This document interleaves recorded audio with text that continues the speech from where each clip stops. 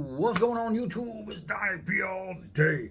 So, some of you who have been here for a while are going to remember the name the Nutty Knife Guy. This was a guy who had a channel who was just like the sweetest guy on the planet. Big guy, big hefty guy. He'd get out there and he'd hit knives on his war post all day long. His name was Ray Chilensky. Ray was not just a big knife guy, but he was an author. He wrote books like on like space fantasy stuff, you know, Star Wars, Star Trek type space fantasy things. And at one point, Ray came to me with a design idea. It's weird looking at me without a hat on. With a design idea for a knife that he always wanted to do. It was something that in one of his books, he drew a character of this female who carried this knife. And it was something that was a dream of his to make his cartoon, basically, his drawing knife from his character. He wanted to bring it to real life. He wanted to see it in person. And so he came up with this drawing. The drawing he sent me and the specs he gave me were pretty far off from one another. And there were certain points of the knife that probably couldn't be done the way he wanted it, but he was on the right track. And I've kept the emails from Ray after he died because Ray was just my guy, and I don't know, I just never deleted his emails. I just never cared to. He was always there. As somebody who was writing something, he gave me good advice, and I really appreciated the guy.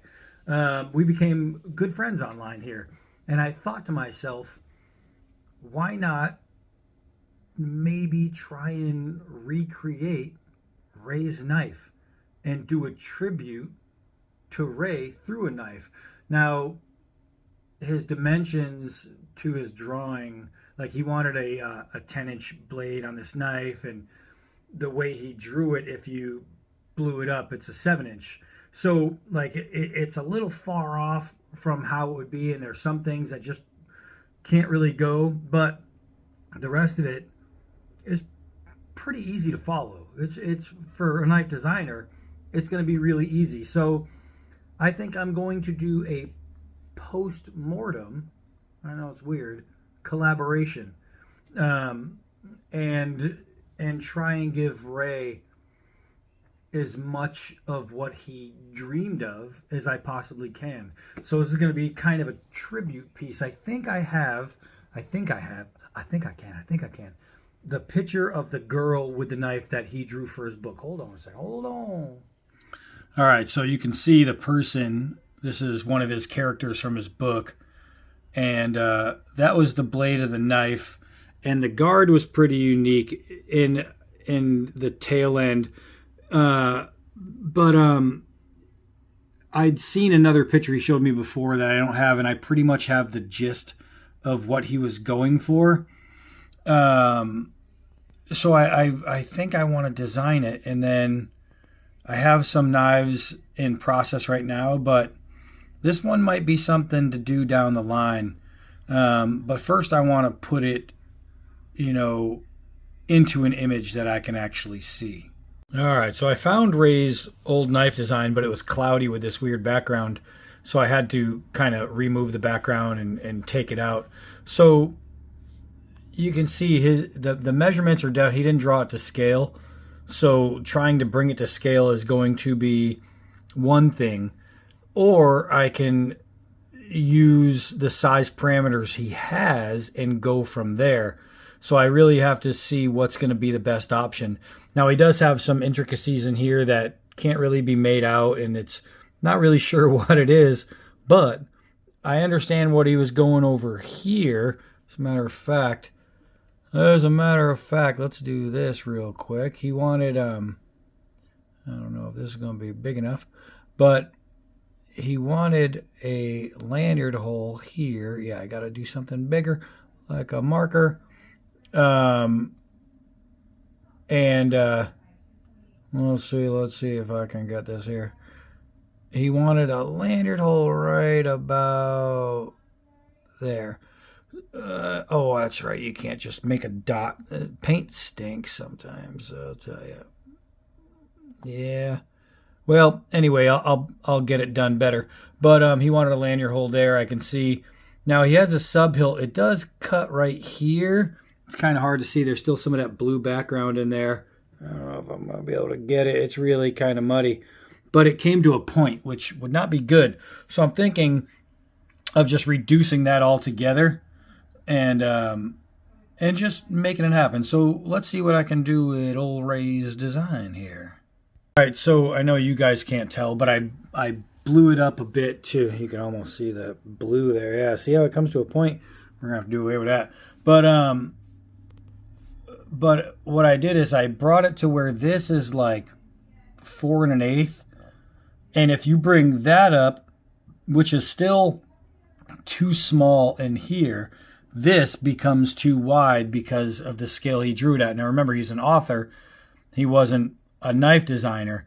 He just really wanted his character's knife. So no matter what I do, how it is as he drew it, that right there is 7 inches. So it won't be, it can't be to scale how he drew it. So I'm definitely gonna have to change it. But I can see where he was going, and he had some things in there. So that blade would be exactly 7 inches as is. So let's put it next to something. All right, so here we have it next to the half-breed blades. Oh, there we go. Large infantry. You can see the blade is just about there. And then if I went to the guard, let's see, that would be right there. You can see how it needs to be pushed out a little bit. It just wouldn't work as far as a knife at that size. But this would be pretty much the size of the knife if it was done the way he drew it. So now we have to take old Ray's drawing and make it life size. So let's work on that. All right, I came to a new point. I gotta say, when Ray asked me to do this for him to make it into a blade that can actually be made and used, there wasn't a feeling of pride because it was just two friends. You know, one of them saying, hey, can you do me a solid? And so I was like, yeah, definitely.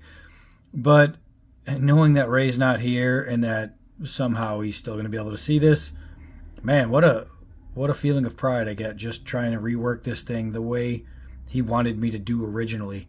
So you can see some changes here. What I did is I cleaned up the guard a little bit. I made this an actual even radius. I took away the pointy sub hilt and reduced the distance this goes in. Then what I did is I elongated here and I raised this line up so it would fit into a normal human hand. So next comes the blade. I think because of the size, let's see. So let's see. In between there should be about 4.5. It is, so that's perfect. Right there is exactly 6 inches. That's perfect. Right here we are looking at 7 3/4 inches. But I think it should use, he wanted, originally he wrote it up with 10 and drew 7, just under 7, 6 3/4. I'm thinking for Ray, this thing's going to need a 9-inch blade. And what I need to do is give it slightly more depth in here. And I think that is going to give it one hell of a silhouette. Outside of that, he was looking at black. And because Ray has passed, it becomes fade to black. So what I'm thinking about doing is Damascus.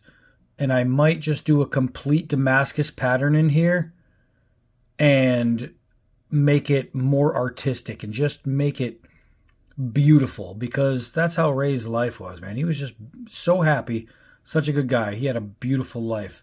So let's work on all that. All right, here's a sweet little update that I think would get Ray a little wet. Update or update. So now we are looking at a 9-inch blade with a 6-inch grip. So that is 15 inches overall. He was thinking, I think in his original, I believe he was thinking 18, which would have never worked. You look at this thing, it is a beast. I grew this all the way down to 1 3/4 inches. So now Ray's blade is going to be thick like a brick. It's going to be pretty darn nasty. I have to see if I could draw a Damascus pattern on here. Now, remember, what I'm using is just that free little paint thing that comes on every computer. So if I can draw a Damascus with paint, I'm doing pretty good. But let's put in the fuller and get the Damascus. Oh, all right, so this is where I am.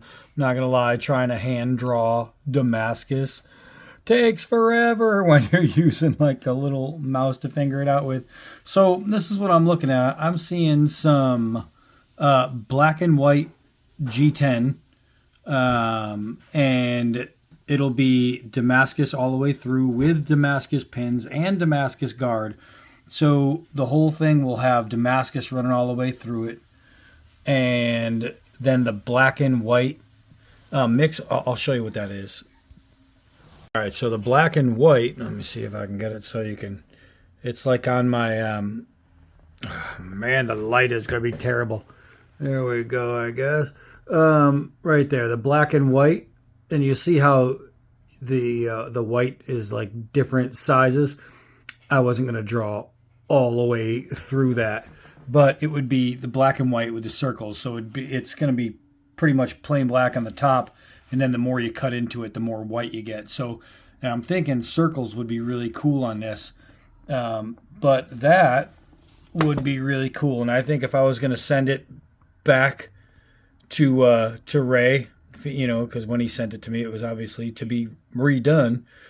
If I was going to send it back to Ray, I think I would send one similar to this to see what he says. And being the artist he is, I'm thinking Ray would have probably really liked this.